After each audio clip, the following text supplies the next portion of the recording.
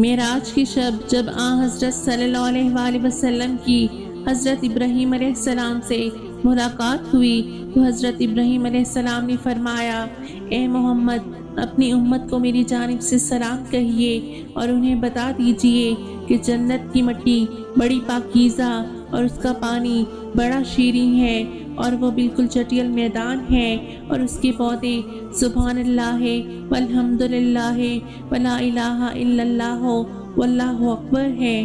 طبرانی کی روایت میں اس کلمہ میں ولا حول ولا قوت الا باللہ کا بھی اضافہ ہے۔ حضرت ابو ہریرہ رضی اللہ تعالیٰ عنہ سے مروی ہے، نبی کریم صلی اللہ علیہ وآلہ وسلم نے ارشاد فرمایا، جب تم جنت کے باغات میں سے گزرو تو خوب چر لیا کرو۔ حضرت ابو ہریرہ رضی اللہ تعالیٰ عنہ فرماتے ہیں کہ میں نے دریافت کیا، جنت کے باغات کیا ہیں؟ آپ صلی اللہ علیہ وآلہ وسلم نے ارشاد فرمایا، جنت کے باغات مساجد ہیں۔ میں نے پھر پوچھا، یا رسول اللہ، اس کا چرنا کس طرح ہے؟ آپ نے ارشاد فرمایا، سبحان اللہ والحمد للہ ولا الہ الا اللہ واللہ اکبر۔ تیسرے کلمے کا ہر کلمہ جنت میں ایک درخت لگانے کا ذریعہ ثابت ہوتا ہے۔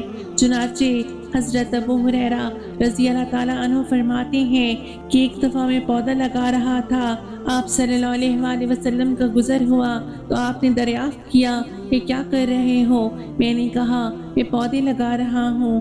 آپ صلی اللہ علیہ وآلہ وسلم نے ارشاد فرمایا، کیا میں تمہیں ایسے پودے کے بارے میں نہ بتاؤں جو اس سے زیادہ بہتر ہے؟ میں نے کہا، وہ کیا ہے؟ آپ صلی اللہ علیہ وآلہ وسلم نے اسی کلمے کا تذکرہ کرتے ہوئے فرمایا، ان میں سے ہر کلمے کے بدلے میں جنت میں ایک درخت لگایا جاتا ہے۔ حضرت عمران بن حسین رضی اللہ تعالیٰ عنہ سے مروی ہے کہ ایک دفعہ نبی کریم صلی اللہ علیہ وآلہ وسلم نے فرمایا، کیا تم میں سے کوئی اس کام کے کرنے سے عاجز ہے کہ وہ روزانہ احد پہاڑ کے برابر عمل کرے؟ یا رسول اللہ، اتنا عمل کرنے کی اس کے اندر طاقت ہے؟ آپ صلی اللہ علیہ وآلہ وسلم نے ارشاد فرمایا، تم میں سے ہر شخص اس کی طاقت رکھتا ہے۔ لوگوں نے کہا، یا رسول اللہ، وہ کیسے؟